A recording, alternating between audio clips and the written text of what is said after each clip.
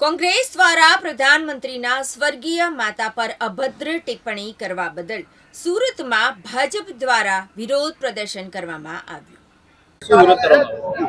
આજ રોજ સ્વામી વિવેકાનંદ સર્કલ ખાતે સખત વિરોધ ભારતીય જનતા પાર્ટીના કાર્યકરો તથા લોકોએ નોંધાવ્યો છે કે જે રીતે કોઈ પણ માતૃશ્રીઓએ આપણે ભારતમાં રહીએ છીએ, ભારતીય સંસ્કૃતિ પ્રમાણે આપણે આપણી માતાને શું દરજ્જો આપતા હોઈએ અથવા અન્ય કોઈની બી માતા સ્ત્રીઓને આપણે દેવીનો જ્યારે દરજ્જો આપતા હોઈએ, બિહારની એક રેલીમાં કોંગ્રેસના નેતાઓ કાર્યકરો દ્વારા બીભત્સ ગાળો બોલીને માનનીય પ્રધાનમંત્રી શ્રી જે ઉચ્ચતર હોદ્દો છે આપણા દેશનો, એમના માતાશ્રી માટે અભદ્ર શબ્દો વાપરીને વાતો જે કરવામાં આવી છે રેલીની, તેને સખત શબ્દોમાં વખોડવા માટે આજે સૌ ભેગા થઈ અહીંયા વિરોધ કરી રહ્યા છે।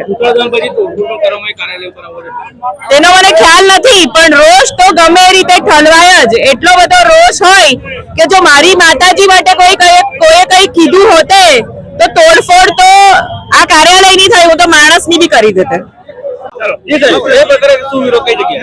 ભારતીય જનતા પાર્ટીના કાર્યકર્તાઓએ બિહારમાં જે પ્રકારે કોંગ્રેસના કાર્યકર્તાઓએ માનનીય નરેન્દ્ર મોદી સાહેબના માતાજી માટે જે અપશબ્દો વાપર્યા, એના વિરોધ માટે આજે મોટી સંખ્યામાં કાર્યકર્તાઓ એકત્રિત થયા છે।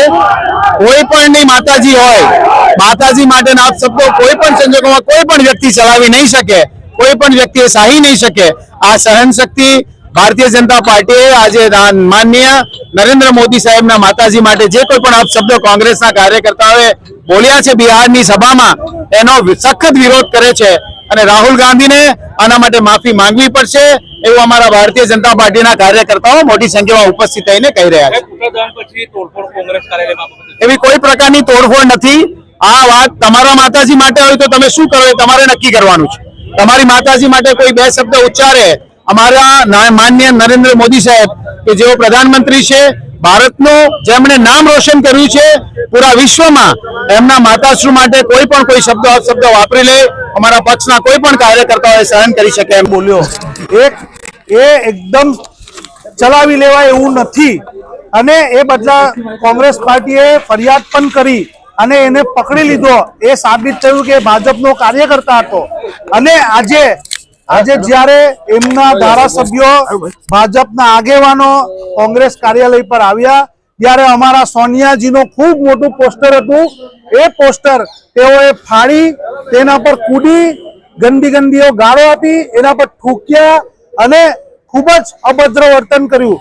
તો આના પરથી સાબિત થાય છે કે આ ભારતીય જનતા પાર્ટી માના નામે નરેન્દ્ર મોદીને બચાવવા માટેની કોશિશ કરી રહી છે, પણ આ વોટ ચોરીથી બેઠેલા નરેન્દ્ર મોદીને હવે કોઈ બચાવી નહીં શકે, કારણ કે તેઓની માં છે ને આમ ભારતીયોની માં નથી, રાહુલજીની માં નથી। કેમ માનું નામ લઈને તમે લાગણીનું વાતાવરણ ઉભું કરવા માંગો છો? એ નથી થવાનું, કારણ કે તમારો ગદ્દી છોડવાનો સમય આવી ગયો છે। આજે તમે સંસ્કારી પાર્ટી છો, તમારો સંસ્કાર આજે સોનિયાજીના ફોટા સાથે તમે જે કૃત્ય કર્યું એના પરથી સાબિત થાય છે।